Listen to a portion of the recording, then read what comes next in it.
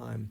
But I wanted to just take a moment to recognize what I think is the bigger part of this when you talk about faith, Ms. Bella and Judge, and we talk about what we're doing outside of the government. I wanted to give you an opportunity to kind of talk about not just what we can do, but what we collectively can do as a nation outside of government, which is always well-intended, but sometimes doesn't get to the heart of the matter. How can we as communities band together? How can we empower you as a government to even get out of the way or to encourage participation, not just by people who have massive budgets, but people who have massive hearts when it comes to dealing with this thing, people who are in churches that aren't aware of the problem, or who can address this when it comes to counseling or pro bono work, or all the things that we do for communities. If you would just speak on that, the empowerment of people inside of this great nation, which I believe has the most philanthropic hearts, who would give millions of dollars outside of taxes in the most accountable way in making a difference into the future. So if Ms. Bella and Judge, and by the way, I want to acknowledge too, I thought it was a very powerful statement when you say, now you walk into a room and people stand. I want to stand right there because that really empowers you, not just as somebody who went through something, but somebody who's overcome something. That was just an incredible moment that I wrote down. I'm going to write that down in my journal tonight. Fantastic. Thank you for sharing with that. I nominate you as tribute to go first. I think it's a great question because sometimes government is not the right solution. I think it's a part of the solution, right? I think of the great efforts that grassroots organizations can make that are not dependent on or restricted by certain government regulations. Bella and I actually worked with St. Thomas University College of Law in Miami. Professor there, Rosa Patty, she actually runs an anti-trafficking organization, and it's faith-based organization, and they're a Catholic law school, and making efforts in Miami that way. I think of a church that I attend to in Colorado, Southeast Christian, that hosted an anti-trafficking organization and put on this presentation, this phenomenal presentation of survivors and anti-trafficking organizations in the community. And I was astounded at what a basic level of absence of knowledge community members had. And so these provisions that a church provides to just have this educational outreach. I think about Shared Hope International. For a period of time, they had not just their national conference, but they also had a faith-based conference that they hosted in Florida one year, and they had a different conference that was just for first responders. So I'm very encouraged by people who will, I think, oh, well, here's an absence of knowledge, or here's a place that we can make improvements, and then go do it, right? I mean, don't just find that there's a problem, be the solution. And I think of all these amazing examples of very, very small organizations making phenomenal differences. And I think that your point is well made.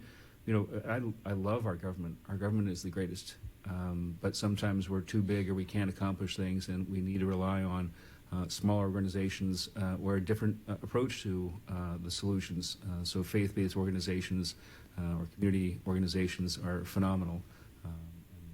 I appreciate you paying homage to having a faith-based approach, and that sometimes the government can't be a part of that, and that's okay too. It's interesting you said homage. I think it's interesting that people now rise when you enter the room, but eventually I think we're all going to have to take a knee to something bigger than us, and that's why I point out faith, because there's an ultimate power far greater than this government for sure. So thank you. All rise. Thank you for that question. I grew up in Michigan. I grew up in Grand Rapids, Michigan, in a little street where the youth pastor, who was also a lawyer, would drive me to school where my foster mother came, or the teacher or the nurse or my piano teacher.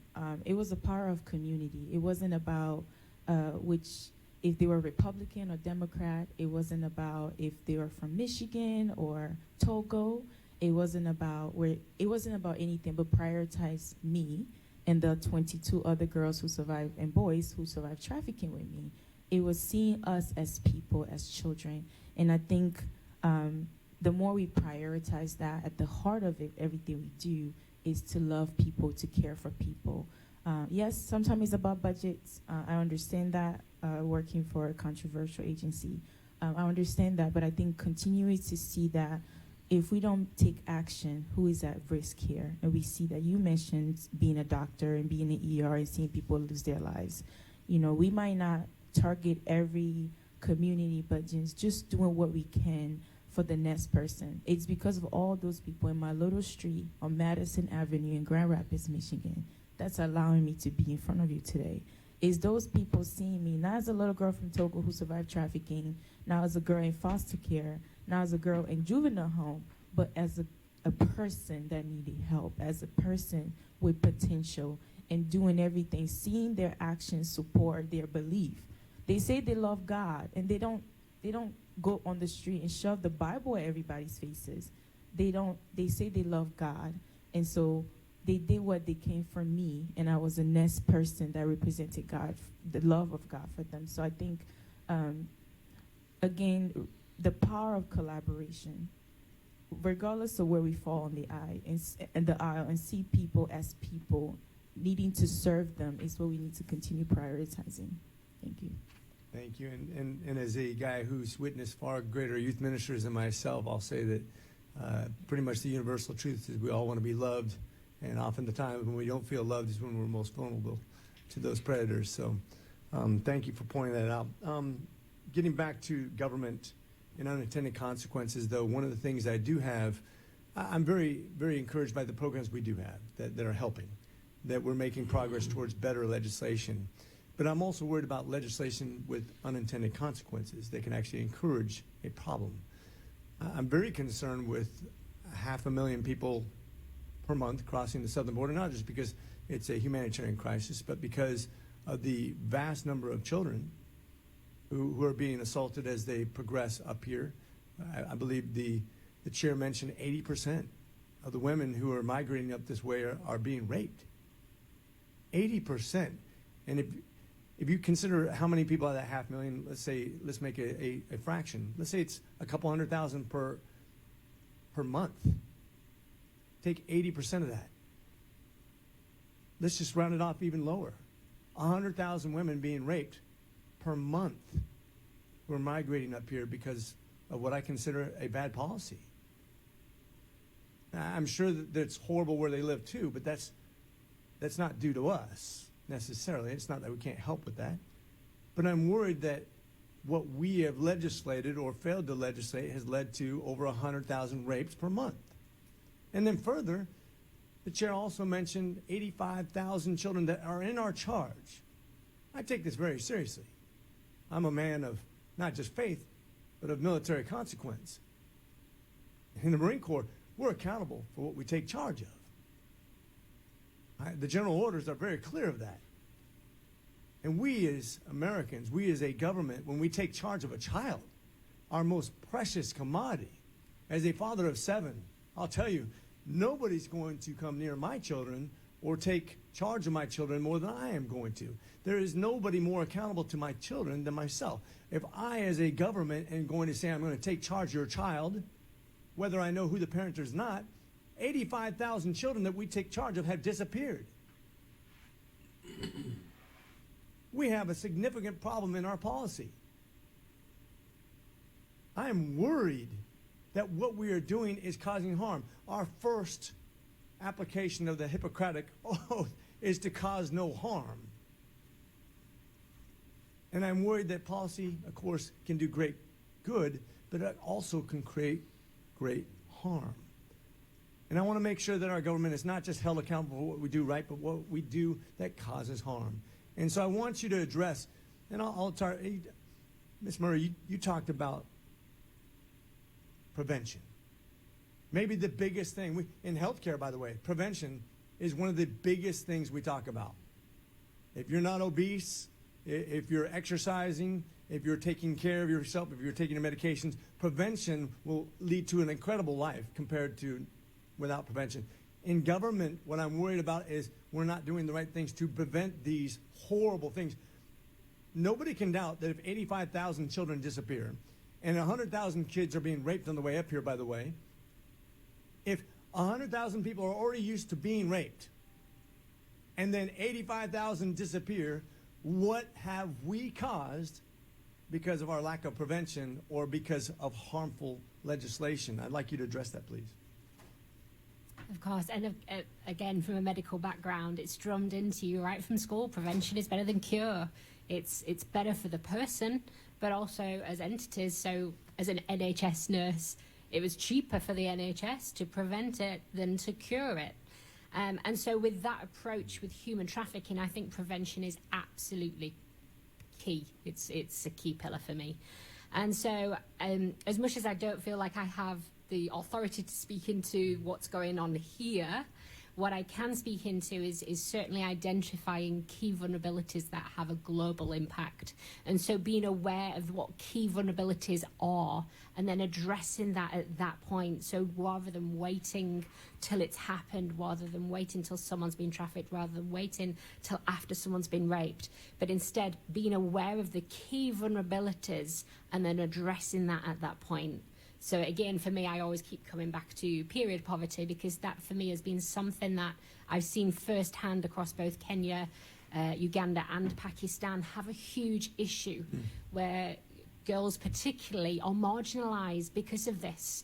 And so it leads them into different situations of abuse. You know, I've met girls that have been willing to sell their bodies just in order to get sanitary products.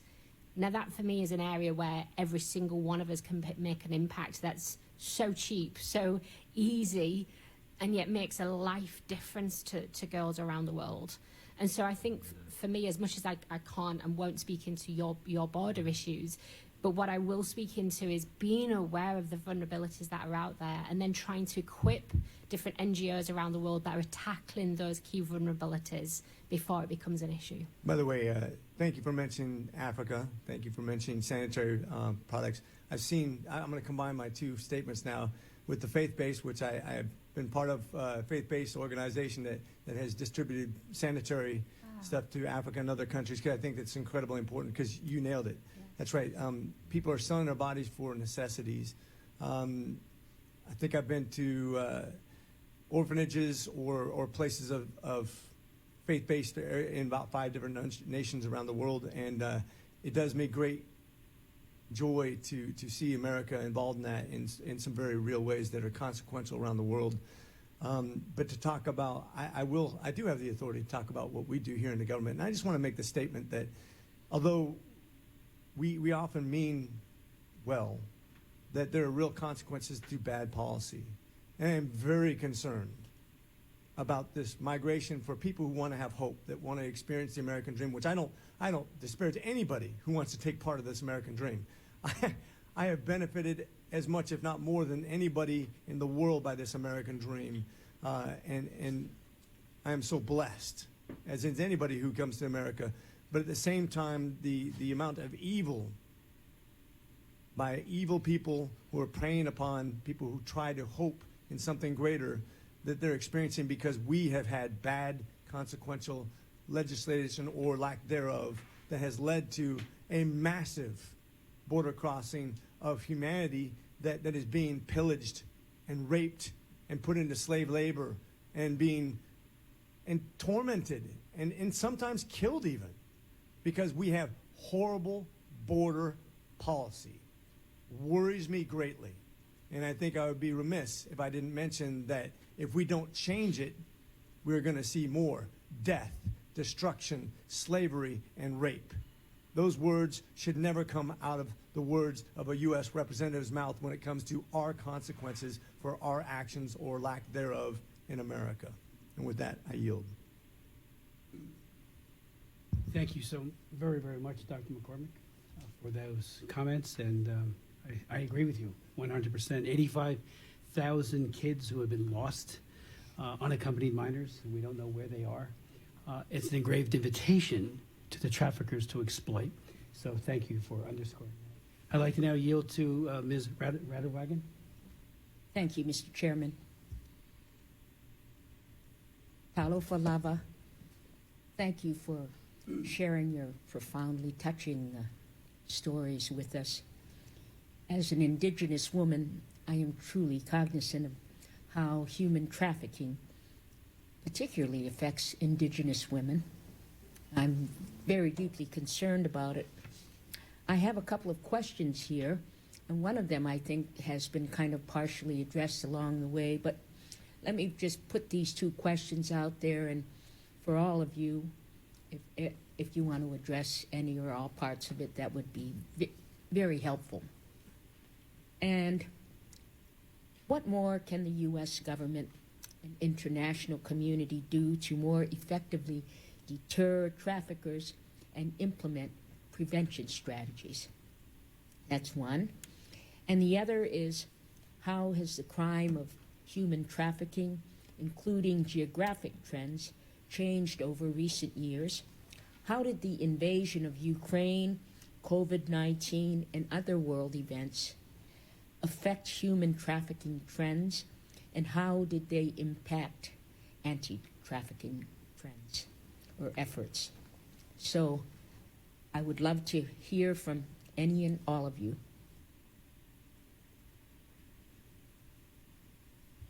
I can start. Thank you for those very important questions. Let me start with the Ukraine invasion, because an organization called La Strada, which coordinates many services for trafficking survivors and does policy advocacy all over Europe, in Ukraine and in the former Soviet Union, La Strada wrote a report at the very beginning of the crisis, right after the Russian invasion. And that report, a very important report, put out a list of all the things that could be done to prevent trafficking of Ukrainian women and children, mostly, who were fleeing a war zone. What they suggested, and what the Europeans by and large have done, is creating paths for people to enter those countries and work and survive. It's not reasonable, it's not humane, it's not logical to expect people to come to the country and then have no opportunity to work and also have no money to support themselves. And so I think there needs to be incredibly thoughtful consideration of what people need while they are waiting for a war to end, what people need while they are waiting for their asylum decisions to be made, because people cannot live on fumes. And what we have seen is people who are highly vulnerable are the ones who then are trafficked. And although there has been trafficking of Ukrainians in Europe, which is where most of the refugees ended up, there has been trafficking of Ukrainians in Europe. It has been far less than anticipated because of those protections put in place for those migrants. The United States has also allowed Ukrainians to come to the United States, has allowed sponsorship of people from Ukraine, Haiti, and several other countries. I would argue that those programs that give people status, that give people an ability to earn a living, that make them less vulnerable, those are the policies we need to look at to prevent trafficking, rather than try and solve it and resolve it after the harm has already been done.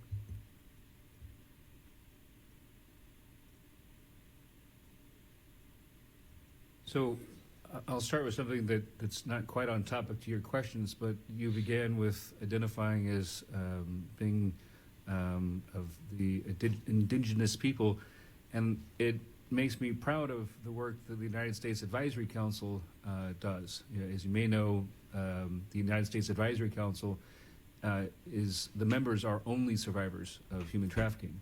And Bella is serving on the council. I served for 2 years under the Trump administration. And when I was on the council, one of the projects we were doing was trying to identify the underserved populations. And we included the indigenous people, not just Native American, because that is, human trafficking is a crisis in that community, but also the outlying provinces and Samoan Islands and these other locations that are unseen, that are underserved, that are almost ignored, I think, And so we made an effort to define that population and to call attention to all of the federal agencies that we engaged and said, here's this underserved population. Of course, boys were part of that, LGBTQI plus community, et cetera, but indigenous was one of the populations that we identified that were underserved as victims of human trafficking. So I was proud of the council's work in that regard. As one of your questions was regarding what was the impact of COVID, I think that's a massive issue. One of the significant and most immediate consequences was that when you take away access to schools and you take away access to church and you take away access from everything else that makes up a person and their community, those connections are how we learn about abuse. It's how we learn about human trafficking. As Representative Smith indicated, there is the statistic, it's either 80 or 85% of victims of human trafficking have contact with the medical field in urgent care and in ER and in other locations. It's significant, and that's one of the ways we learn about human trafficking is those providers finding out that human trafficking victims are coming up through that system, through the medical field. But the same thing is happening in schools, that school counselors, nurses are encountering, hey, this child looks like they've been abused, or this child is having emotional or psychological issues, and start to investigate what's going on. But when COVID occurs and suddenly you can't go to school and you can't go to your church and you can't go to your community and you can't engage in all these things, it's not, COVID doesn't stop human trafficking.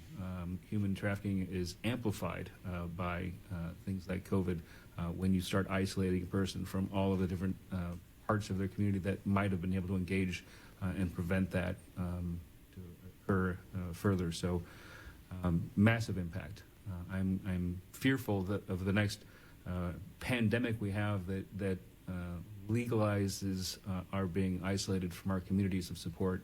I think that was a tragic shame, and one that we'll probably encounter for a while, and just the impact of our children and their educational experiences when they were essentially, kicked out of their own schools for a year, and families were kicked out of their own communities or kicked out of their own churches or whatever was the definition of their community, about it just being legislatively removed from those rights that we had but for the pandemic.